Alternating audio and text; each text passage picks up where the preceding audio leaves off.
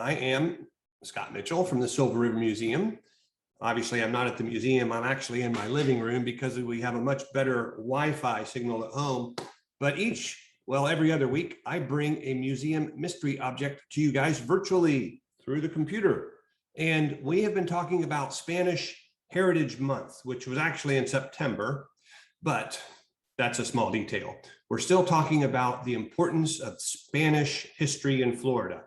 And Spanish history in Florida is very important because, as you might remember, Florida was actually part of Spain for longer than it's been part of the United States. I should say controlled by Spain, not part of Spain. So Florida was actually controlled by the Spanish government for hundreds of years before it became part of the United States. And there are all kinds of cool things in Florida that are still important today that the Spanish brought with them. And so I have one of them.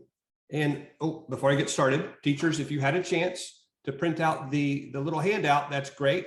If not, it's okay, it's optional. But it has a picture of our museum mystery object today. But I actually have the real thing here with me. So I'm going to describe it to you, and then we're going to try to figure out what in the world this thing is. It's a little mysterious.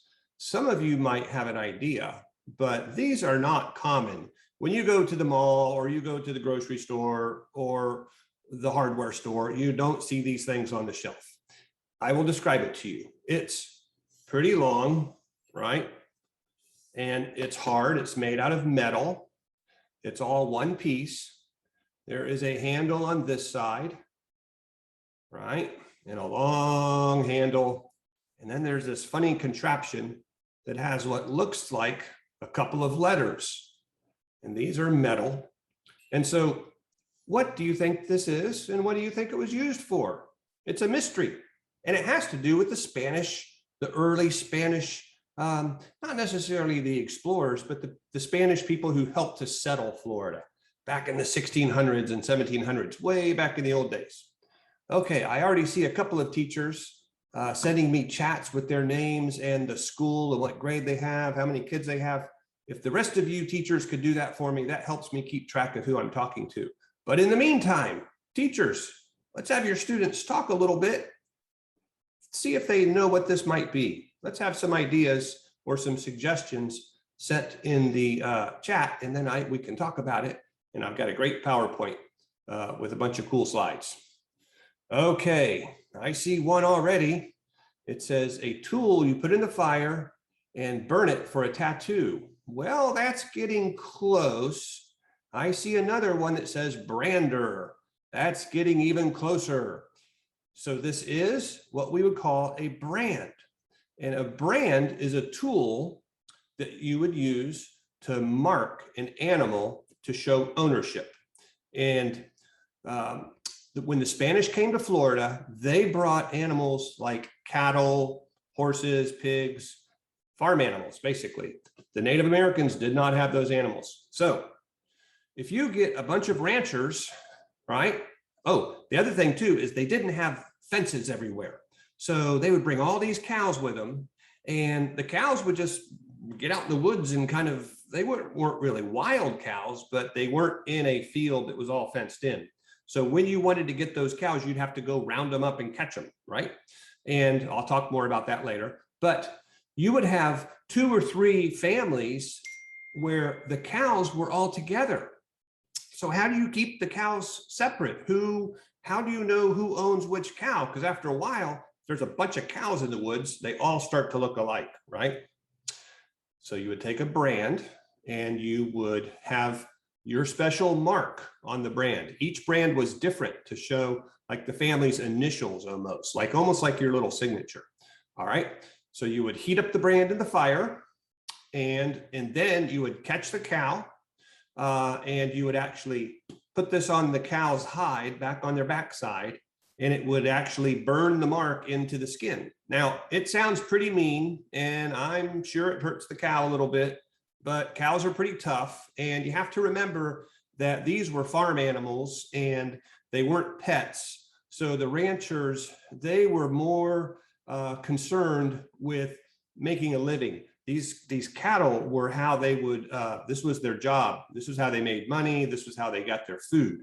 So they were more concerned about money and food and making a living and feeding their families than if the cow hurt for a little while if you branded it. So it's not really great for the cow. I'm sure it hurts a little bit, but the cows are pretty tough and they get over it. They have very thick hides. So this is a Spanish cattle brand. Now, I'm going to show you a PowerPoint presentation, a bunch of great photos that will show you all kinds of extra information about cattle brands and why they're still important to us today. Brands are actually pretty interesting things. All right, let's get this on the big screen. Okay. Can you all see that? Give me a wave if you can see it. All right. All right, cool. So you see the R and the R. I actually traced with a black marker the two letters on that brand that I was just showing you. Here's a sketch of it. And this is what we would call a double R. So it might be Richard Roberts or the Roberts brothers or something like that. And they would come up with their own brand and no one else would be able to use that brand. If you found a cow with this mark on it, you would know that it belonged to that family. Here are some real brands. These are old ones, and you can see how they're each a little different. This one is laying on its side on the left. It's actually a J. If you look closely, you can see a J there. And this is like a bar with a square, and this one is probably a diamond. It's probably turned on its side. So these are actual antique cattle brands that would have been used many years ago. You can tell they're kind of made the old way. A blacksmith would probably make them. Here is a cow with some brands. And this is after the brand has been put on the cow and made its mark. And you can see this one actually has the brand, which is the rancher's symbol, and a number, which is probably like the number of the cow, because this rancher probably has lots and lots of cows and they want to keep them separate and organized, almost like a library book number. Like, hey, go get cow number 4F2. We have to give it some medicine, so you know which one to find that way. Okay, this is a good picture because this shows the brand on the right. Now, I think this is some kind of a fancy brand. I don't know that this is actually for cows. Sometimes people will have brands made and they'll brand the side of their barn, or they'll, you know, put their mark on different things. But if you look closely, this is a neat picture because on the right, the brand is backwards, but when you put it on the wood, it looks proper. It's not backwards anymore. So that's an interesting thing to remember. When you look at a brand, it's backwards. Now, they had names for all these brands. They would describe them. So you can take the letter A, for example, and depending on how you use it, you would call it different things. So up here, starting up here in the upper left, we would call this just a regular A. It looks like an A. This one, if it's tilted a little bit, you might call it a tumbling A. If you put feet on it, it could be called a walking A. Or if it had wings, it almost looks like a mustache, you could call that a flying A. And you might have another letter like a B with wings that you would call a flying B. Here's a running A, a dragged A, a lazy A, and a crazy A. So they would name their brands, and they would also call the name of the ranch, oftentimes by the brand. So if you owned a ranch and your brand was the flying A, right? This A with the wings, you would say, hey, come on out to the Flying A Ranch, and then people would know where to go. That's how they would refer to your ranch. All right. Now, this is where it gets interesting because cows are worth lots of money. What do you think might happen if you had a bunch of cows and your neighbor didn't have any, and they maybe weren't so honest? Think about that for a minute. Do you think that your neighbor might actually try to take some of your cows? Yes, that's right. So what would they do if they took one of your cows and you had already put your mark on it? They might try to change that mark. That's right. So look at this. Here are some examples. On the left are the original marks on the cow, and on the right is where your sneaky neighbor has taken one of your cows and they have changed that mark to look different. So this bar S, they changed it into a number 48. Or this brand called the Open Hat, they changed it into a Flying T. So you can see how sometimes people who may have been a little sneaky might try to change a brand, and you would get in a lot of trouble back in the old days if you got caught doing this. It was like stealing a car. It was a big deal. They would put you in jail. Now, why is this important to Florida? Well, the Spanish brought all those cattle to Florida like 400 or 500 years ago, and a bunch of those cows got loose out into the woods of Florida. And then eventually, when the United States got ownership or took over the area of Florida, when the pioneers like these two fellas started to come to Florida, guess what they found in the woods? What do you think they found in the woods when the first Florida pioneers came here? They found Spanish cattle, right? And actually Spanish horses and pigs too, because these animals had gotten away from the Spanish explorers and the Spanish ranchers, and they just lived out in the woods. And then when the Florida pioneers showed up, here's all these free cows. So you could catch those cows and round them up and put your mark on them, and then you would have food, or you could sell them and make money and build a house. So the cattle and the horses left over by the Spanish were very important to the early Florida pioneers. And here's a painting of what it might look like if you were out in the Florida woods rounding up these wild cows. Now you notice two things here. This man is using what we call a cow whip. And a cow whip is like a long piece of leather that you swing through the air and you make a cracking sound. It sounds like a firecracker going off. And they wouldn't actually whip the cows. A lot of people think that they would whip the cows, but they wouldn't. They would make that popping sound, and it was loud like a firecracker. And so the cows they didn't like it. They would move away, and you could make those cows move in a certain direction by popping that cow whip. You will also notice down here is a dog. The cowboys, or cow hunters, we call them in Florida, those early cow hunters, they used dogs to help them round up the cattle. And people still use dogs today. I'll show you a picture in a little while. Now, we still use brands today. Ranchers still will actually brand cattle. So here is a family, and you can see they have captured this cow. The woman up front is holding the front legs. Someone back here has a rope around the back legs. And this woman right here is putting the brand. That's the family mark. So these are cowboys and cowgirls, and they are branding their cow. This is probably a family working together. And you can see how it makes a little smoke when it burns through the hair. And again, that's probably a little painful for the cow, I'm sure, but I think that they get over it. It probably heals up pretty quick. And here are a couple of ranchers today with their dogs. This is down near Lake Okeechobee in South Florida. And they are actually out working, going to the cow field to round up cows to probably give them medicine or do something like that. And if you look closely, you can see a lasso there. That's what they would use to catch the cattle. You can see a yellow rain jacket back here. They've got their dogs with them, and they've got on hats to keep the sun out of their eyes, and they're going out to work. Okay.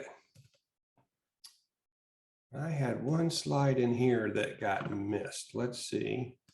Okay. Now, when we think back about the people that did this for a living, we have this idea that it was all very fun and exciting, and that they wore fancy outfits and rode horses that would jump around.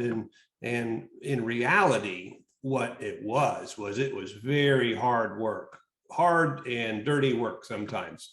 This is a photograph of an actual cowboy from here in Marion County about 100 years ago. This photograph was taken around 1900 up near Fort McCoy, Florida, Fort McCoy, right here in Marion County. And you can see this young man, his horse is dirty. He's been in the mud in the woods. There's a couple of people in the background on horses, and they are out rounding up cows. And he has his cow whip or his lasso there. He even has a little pistol. He does not have a rain jacket, but he has the hat, so he's all ready for the weather and whatever he might encounter out there in the woods. He has his boots on, and he has probably been on this horse all day long, and he looks tired. You can tell he's out there rounding up cows. So this is what it might look like for an actual cow hunter, one of those Florida pioneers. That's a picture of a Marion County, Florida cow hunter right there. Okay, I think that there was another slide. Oh yes, I skipped a couple of slides somehow. We're going to go back. All right, we're almost done though. So another way that we mark cattle is they will actually put earrings on the cows. So this is the same idea as a brand, but you can see these plastic earrings and it has the cow's number on there. And that's another way they keep track of cows.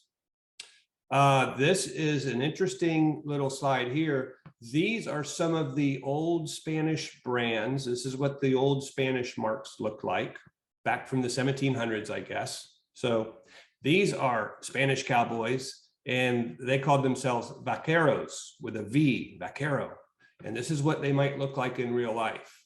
And so those early ranchers in Florida that were from Spain that helped settle Florida, they were called vaqueros. And these are a couple of these. Here's a picture of this guy's out west, but they had fancy dresses. They dressed fancy, and he's got his blanket on the back and his little lasso and his hat. And so he's out there catching cows as well. There you can see a bunch of things happening in the background. So that's our slideshow of cattle brands. Now, if you all have questions, why don't you talk about this and maybe send me some questions in chat and I can try to answer them. But the big picture is that those very first Spanish explorers that came to Florida brought cattle with them.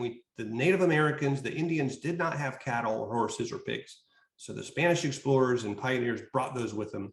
And Florida still has lots and lots of cattle today. It is an important industry.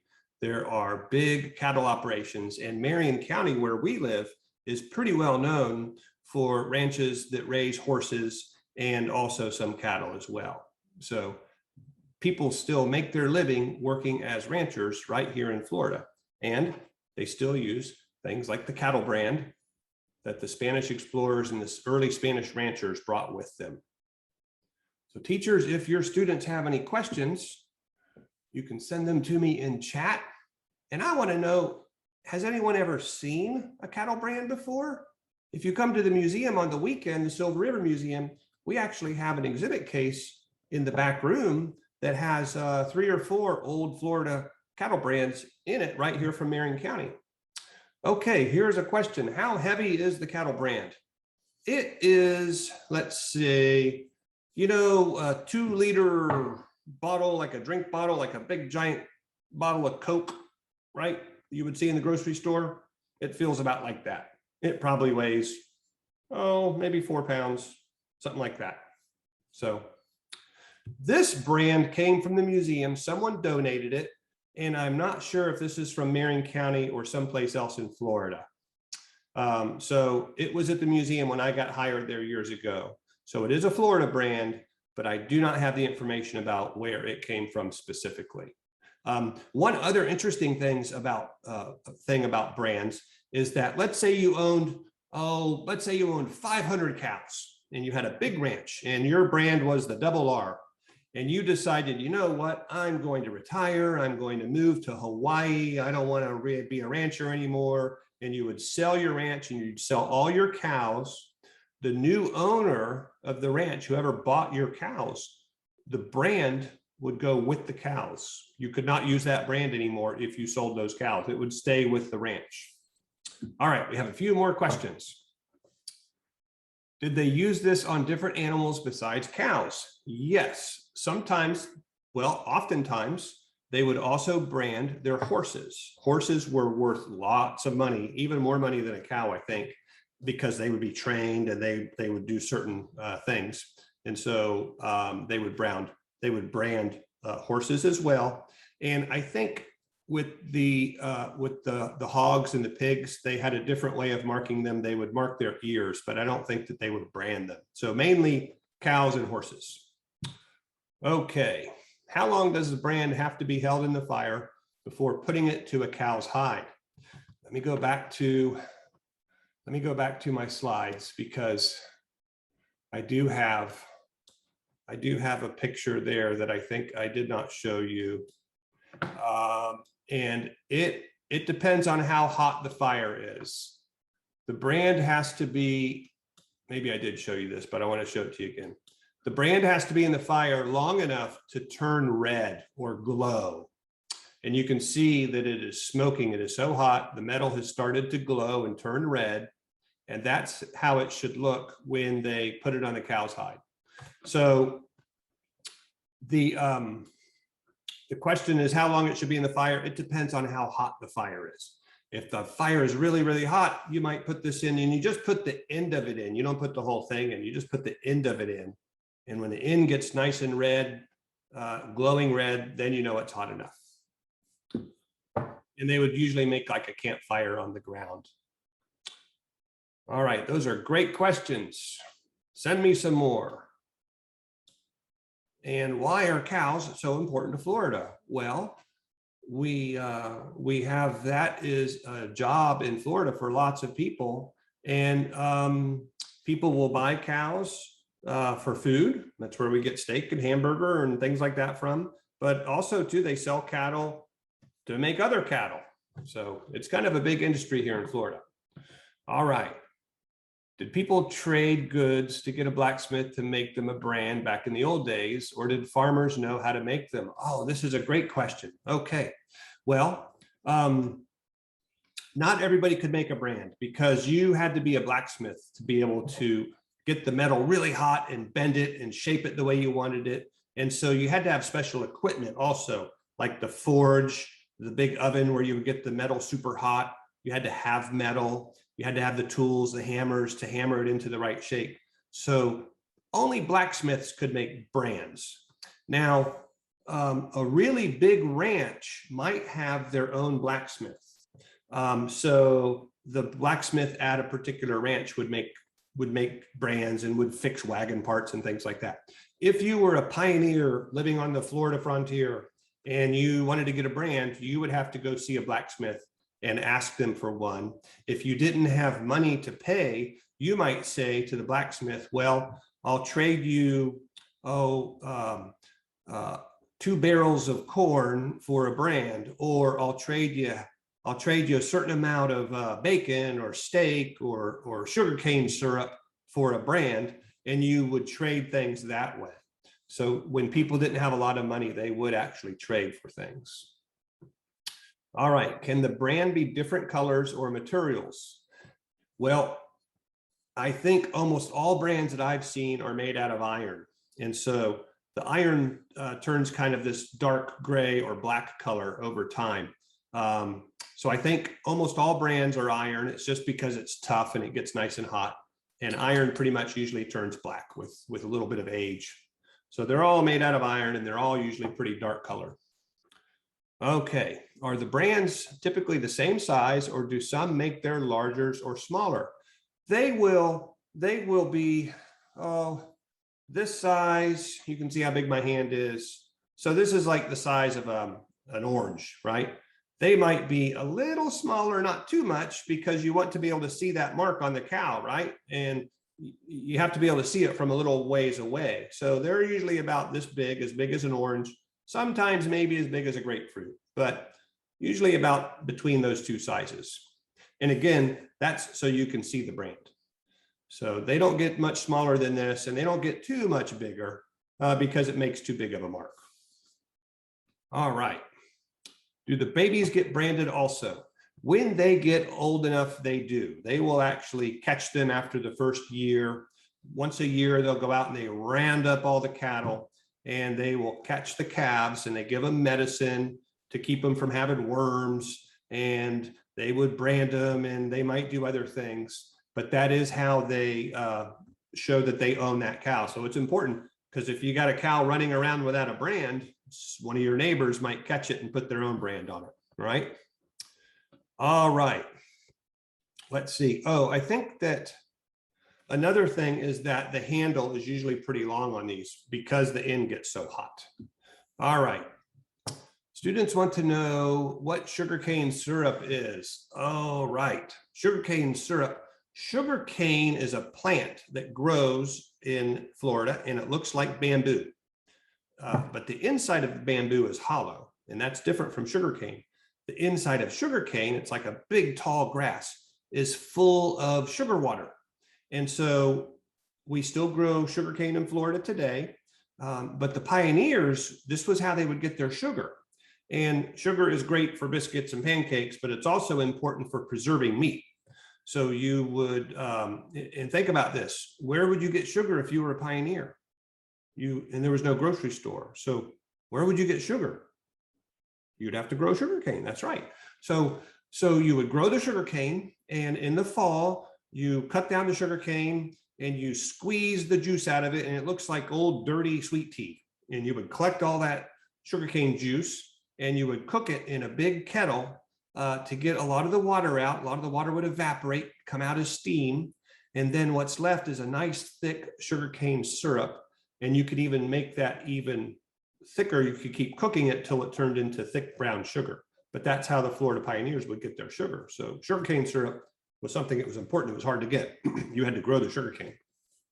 And we actually do that at Ocala Days at the museum in November next month, on the weekend of November 13th and 14th. We will be making sugarcane at the Silver River Museum. So that's the Spanish cattle brand. If we have any other questions, I'm happy to answer them, but it is 8:30 and I know you guys have all kinds of cool things to learn and do. But the Spanish were important to make Florida what it is today, and we still see all kinds of things they left behind, like cows with brands. So that's the Spanish cattle brand. Now remember, in 2 weeks when I come back for the next museum mystery object, we will be talking about Native Americans in Florida, Indians, and in this part of Florida, when the Spanish first arrived, the tribe that they met were the Timucuan Indians. But people have lived in Florida for thousands of years before the Timucuans, and there are all kinds of mysterious objects at the museum that I will show you over the next month that have to do with Native Americans. So if we don't have any more questions, teachers, I really appreciate everybody joining me. I hope you guys have a great rest of the day. If you can remember, teachers, quickly send me a chat to tell me what school you are from and what grade and how many teachers. It really helps me. I see some thank yous. You are welcome. Thanks for all the great questions. And I will see you all in a couple weeks for our next museum mystery. All right. Bye, guys. Have a good day. Bye-bye.